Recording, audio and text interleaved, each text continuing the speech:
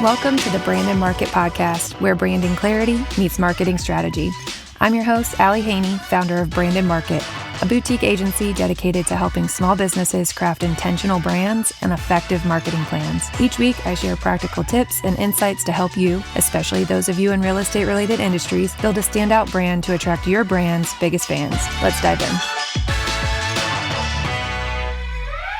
Welcome back to the Brand and Market Podcast. This is episode 26, the second episode since we have rebranded over here. Not only did we welcome the new year with a rebrand for the podcast, but also for the business. Brand and Market is now the name of my business, and the Brand and Market Podcast is the name of the podcast. So 2025 has a ton of new beginnings this year. And it seems like pretty much everyone in the online business owner space has kind of re-entered the chat. This past couple of weeks, I have seen, or specifically this week, I have seen probably 10 or 12 different online business owners talk about the branding and marketing trends that they are expecting in 2025. Don't get me wrong, I have combed through pretty much all of them just to see what the overall consensus is. But I'm going to take a little bit of a different approach to the upcoming year in terms of branding and marketing. And I'm going to go with some anti-trends today. So that's going to be the topic of today's podcast episode. What are a few things that we can stop doing in 2025 in order to develop our brands and make marketing a little bit easier for ourselves? Because let's face it, many of us are solopreneurs and we have to do things all on our own. So if that's the case for you, then today's going to be particularly helpful. But even if you have a team and you are overseeing some sort of brand development or marketing, this will also be helpful for you. Anti-trends, what can we leave behind in 2024 as we start our marketing strategies for 2025? So one of the things that I've seen in 2024 that has had an exponential increase are the automation bots specifically on Instagram. They're on a couple of different platforms, but I see them most commonly used on Instagram. So what I mean by the automation bots, the main one that I know of, or the software that does it, is ManyChat. So have you seen any of those reels or even like static posts where it says comment the word XYZ below and we'll send you ABC? So those types of things are meant to, for a couple different reasons. The main one is to increase the subscribers to your email list. So usually what online creators do is if you enter in that word, they will send you a freebie. And then because you've given them your email address, you're now on their email list and they can nurture you or sell to you or both. I've seen a couple of different ways to opt in. It might not necessarily be like a PDF freebie. It could be like a link to a course or a free workshop, a webinar, anything like that. Those are really great resources to use. I think the kind of tipping point, however, though, is when it becomes so impersonal that I'm getting messages from people that I've never actually had a direct conversation with, and they are coming in an unsolicited manner. So it's one thing, right? If I comment on your specific post with the word freebie to get that freebie. It's another when that specific opt-in to that specific post is then used to send me more automated bot messages. And that's when I start to feel like, this has taken a step too far. Like I've trusted you with my information and now you're abusing it. So that is what I mean when I say that sometimes the bots can be left in 2024 as we enter into 2025. Another thing that I've noticed with some of the automation bots is that sometimes the automations can be too general. So when someone asks you to drop the word freebie below, sometimes you can, people use that in a comment that's unrelated to the post, if that makes sense. So let me give you an example. I actually did try to use ManyChat, and I did think that it was helpful if you can get all of the zaps to work, because some of the softwares they don't talk to each other. So in my case, I was trying to get people off of Instagram onto my email list through Flowdesk, which is my email service provider. I had them drop the twinkle star emoji, and someone actually used that as like an emoji in their legitimate comment on my post, and they weren't necessarily looking for that freebie, if that makes sense. That I felt like broke the trust with the person that was leaving the comment for me, because then they automatically get this bot response that's like, oh, hey, just send me your email and I'll send you the freebie, right? They just really wanted to engage with me and leave a comment on my post, not necessarily get bombarded by a bot. So, of course, that obviously could be user error. However, I feel like it just breaks the trust whenever something is delivered that's not supposed to be delivered, which is the same case that, that happened to me as a user on the opposite end of the ManyChat bot system. So keep that in mind when you are attempting to use ManyChat to automate your business. With that being said, I do feel like there are ways to automate your business that you should be focusing more of your attention on in 2025. Because this past year I've gone through this rebrand, I have been on the opposite end of a lot of things.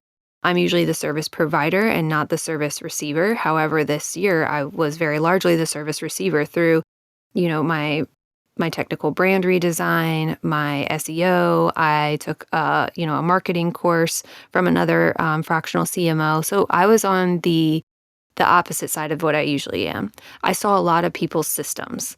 And so instead of trying to automate your marketing, I encourage you in 2025 to start to automate your systems to make those smoother, because I can guarantee you that the way your systems make your clients feel is going to be a direct reflection on your brand. Now, where can we use those automation bots? There are a couple different places. I definitely see the value with automation bots when you are delivering something as simple as like a coupon code for, say, an e-commerce provider. Another good way to use bots is for FAQs. So if you have certain questions that you're always getting asked in the DMs, there's a functionality within ManyChat that's like automatically pops up your your FAQs in your DMs when someone goes to DM you the first time. That I absolutely see as an extended arm of customer service.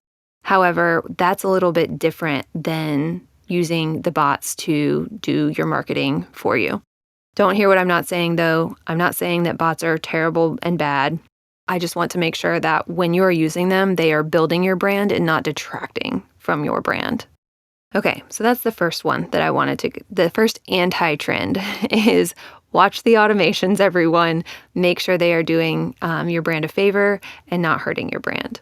The next one I want to go over is let's leave being on every single platform back in 2024. I feel like I have heard the story of overwhelm, not only just inside, my own brain, but also from a lot of people in the online business world. Honestly, being everywhere it dilutes your focus. It detracts from the strategy that you have for each individual platform. And it feels like there are different platforms popping up every single day. People have entire courses about telling you about why you need to be on Pinterest. There are entire courses telling you why you need to be on Instagram or TikTok or Facebook and have a private Facebook group. And there's so many different places to be. Like, of course, even in 2024, Threads came into existence. So instead of being, omnipresent, instead of being on every single marketing channel, I really encourage you to figure out where your ideal client is and meet them where they are. You don't have to be on YouTube Shorts. You don't have to be on TikTok. You don't have to be on Instagram Reels if that's not where your client is. I had this discussion with a client a couple weeks ago when we were going over their end of year, KPIs and everything, like what's working, what's not. And we had posted on TikTok a couple of times and just weren't getting like zero traction. And I'm like, okay, well, then we should look at the demographic that is typically on TikTok and then compare that to the demographic of your ideal client. Well, of course, the ideal client that that they were aiming for was outside of the age range of the typical person that is on TikTok. And so, of course, it's not performing well because our people aren't there. And why would we be there if our people aren't there? Why are we exerting the effort and putting out all of that energy just to get nothing in return? And honestly, I feel like it ends up diluting the strategy that you have for each individual platform. I encourage you to find max 3 platforms that you can be on, and that is including email marketing. Like, I don't want you to spread yourself too thin. I encourage you to find where your ideal client is and meet them where they are. The third anti-trend that I would like to touch on. This one's hard for me. Because I am pretty type A. I am one of those people that's like, I have to have my makeup on in order to be on screen or on an Instagram story. I like looking professional. I like looking polished. And so the ushering in of this authenticity era on social media has been a little bit difficult for me because I just can't see myself getting on Instagram stories looking like I do. And at this moment, I wish I could actually, you know what? I will take a picture of myself right now of the way that I look and where I am. I am literally sitting in the floor of my closet recording this because that is the least echoey spot in our house. I don't know that I could post this on social media. And all that to say, I think the authenticity is the buzzword for 2025. I've heard that a lot, and I've seen that a lot in the 2025 marketing trends. People just want authentic. They just want real. They don't want the polished, perfection. And my question to that is, where does that stop? Where does that authenticity end?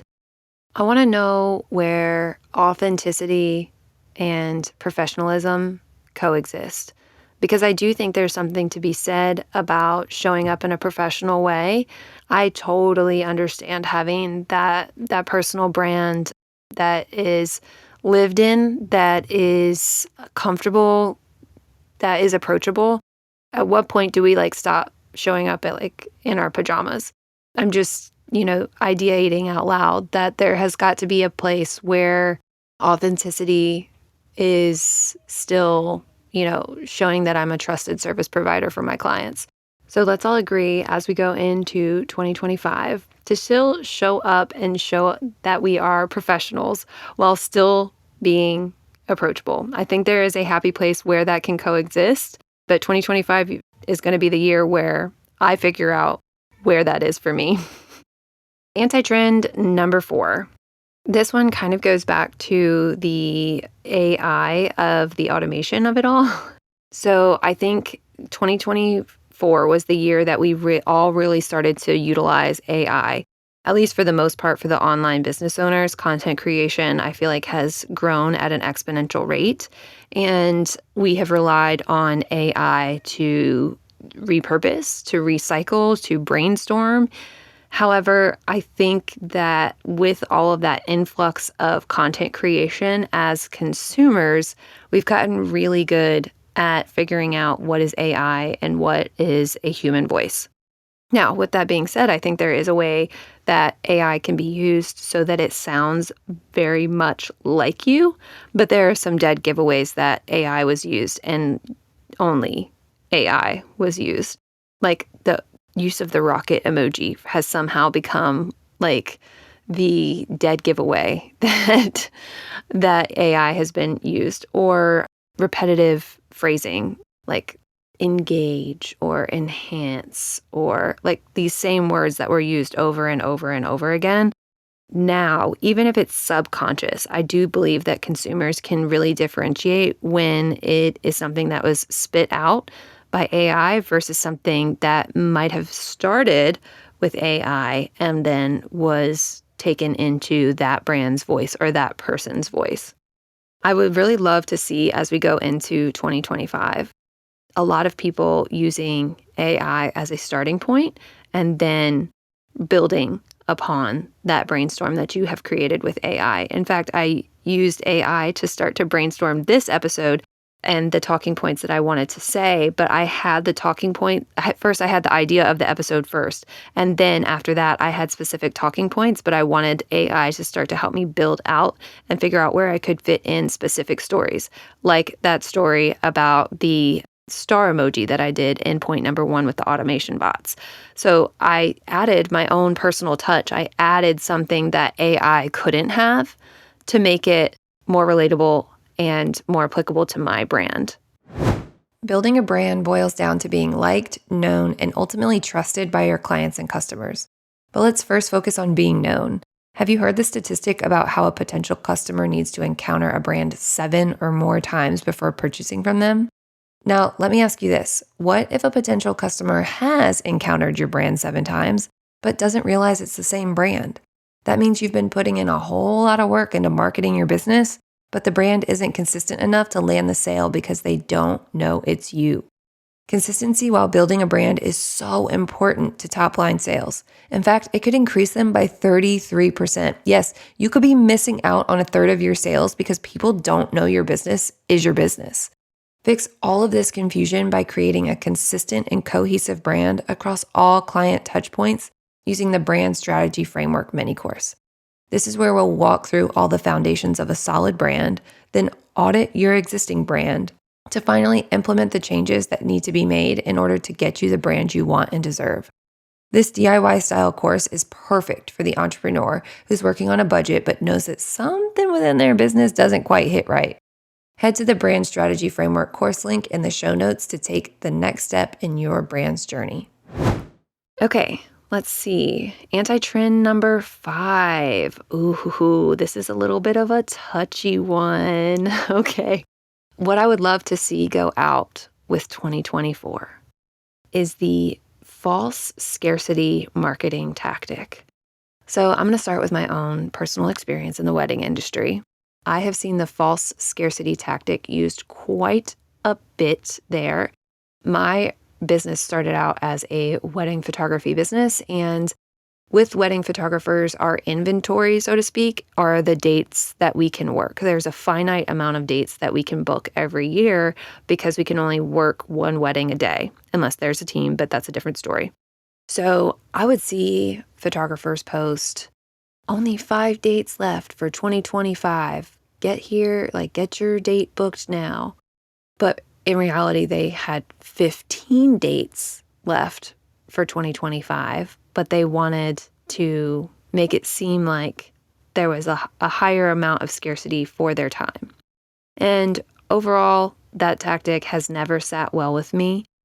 I think that people, although not everybody's watching you closely in that specific scenario, people who want you as their photographer are probably going to be watching closer than the typical person. So if they see, I only have 5 dates left, and then you say that you've booked 3 weddings, and then the next month you still say, I only have 5 dates left, it begins to break down that trust between you as the photographer or you as the service provider and them as a potential client. I really think that today's consumers value transparency.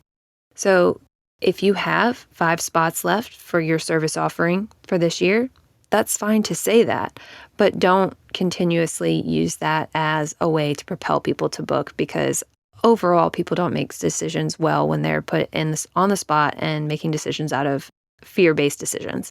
So instead of igniting that fear, just nurture them. Just nurture them and be honest. Okay, anti-trend number 6. This is, oh man, I see this a lot in Instagram Reels. Using hooks for the sake of using hooks, because we've all been told to use hooks in our marketing because it's click-worthy. It's attention-grabbing. And honestly, sometimes when I open Instagram, I feel like I'm back in my teaching days, just constantly reading examples of hooks from middle school essays, like 3 ways to boost engagement, how to lose 5 pounds in a week, or whatever it might be. They are just overdone. I think we're going to have to move past those basic hooks of 3 ways to X because we are in an era now where the emotional connection is huge. And 3 ways to grow your email list has no emotion behind it. None at all. Instead, I would love to see something like my email list grew by 150 subscribers in a week. This way. That is a little bit juicier, a little bit more tangible, not as emotional, but if you can appeal to emotions during a hook, that's the way that you're going to get people to click on your reel or watch the whole thing. Another type of hook that I would like to see more of in 2025 are quotes from your clients. They could be client testimonials, or they could be stories about how you helped your clients in a specific situation. Let's say, for example, I am a realtor and you had a client that needed to sell their home in order to buy their next one. So you were helping them do both transactions. That is a story that is niche but applicable to a lot of people that would be really helpful to, future clients of yours. That's what I want to see in a hook in 2025, not 3 ways to sell your house. Okay, final anti-trend for 2025. Let's leave the confusing messaging or constantly changing messaging in 2024, and let's create a brand consistent messaging guide and stick to it. Constantly changing your message can ultimately really confuse your customers, and ultimately that leads to lower sales. We want to be specific and consistent in our messaging across all online platforms, whether that's social media, email marketing, blog and website. All of those places that you show up online, I want to see consistent messaging and not the brand constantly chasing trends without aligning them with your brand values. Let me give you an example. Does everybody remember the Little Miss trend from back in 2022? It was like, Little Miss needs her coffee, or Little Miss type A, whatever it was.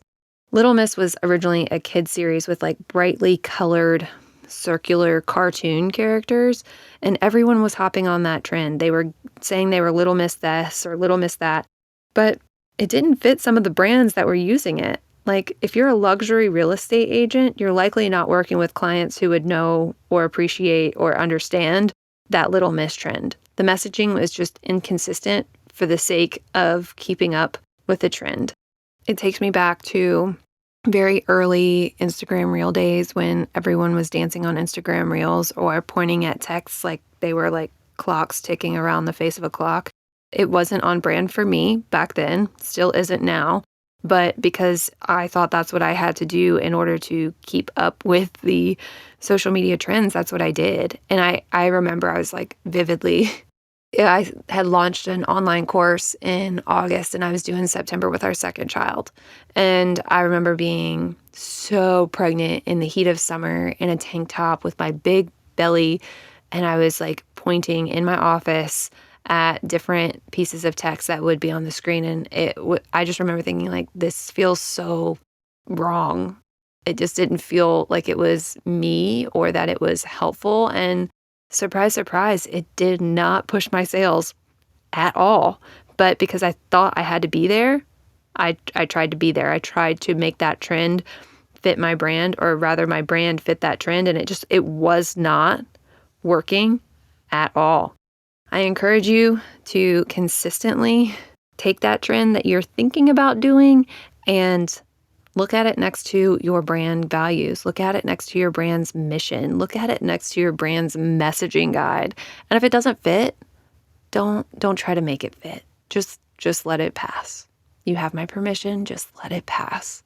And if you're feeling like you are having trouble being consistent in your messaging, in your marketing, in your branding, I offer a brand analysis service where I basically investigate your entire business from any online area that you might be on, your website, your blog, your email marketing, your social media. I go through and I look at every single thing I can find about you online to make sure that it is consistent. And if it's not, I offer solutions in order to figure out how to make that online brand presence consistent. And if that one-on-one service offering doesn't interest you, I also offer a DIY brand strategy framework course that basically walks you through everything I do in a brand analysis so that you can do the analysis of your brand on your own. And I offer that at all times. It's an evergreen offer, an evergreen course that's always available to you. And I will link that down in the show notes for you to take a look at. But let's go ahead and conclude this episode. We're going to wrap up real quick and summarize the 7 anti-trends that we are leaving in 2024 as we enter into 2025. First, we are going to watch our automation. We're going to watch our mini chat usage so that it doesn't break trust with our potential clients and instead builds trust with your potential clients. The second thing that we're leaving in 2024 is being on every single platform. We're going to meet our ideal client where they already are, and we're going to max out at 3 online marketing platforms. Number 3 anti-trend. We are going to embrace the authenticity, but we are going to keep it professional. Keep it professional. Fourth thing that we're leaving in 2024 is all AI marketing copy. We're going to use AI, but we're going to use it in a way that still maintains our brand and doesn't scream artificial intelligence. The 5th anti-trend that we're going to leave in 2024 is that false scarcity marketing. We are going to keep it honest, and we are going to not make our potential clients make a fear-based decision. 6th thing we're going to leave in 2024 is using hooks for the sake of using hooks. We are instead going to identify with the emotion that our ideal client is feeling so that we can help them make a change. And last but not least, we are going to lose that confusing or inconsistent messaging because we're trying to chase trends. No more chasing trends in 2024, in 2025. We are going to keep our brand messaging consistent. Okay, thank you so much for enduring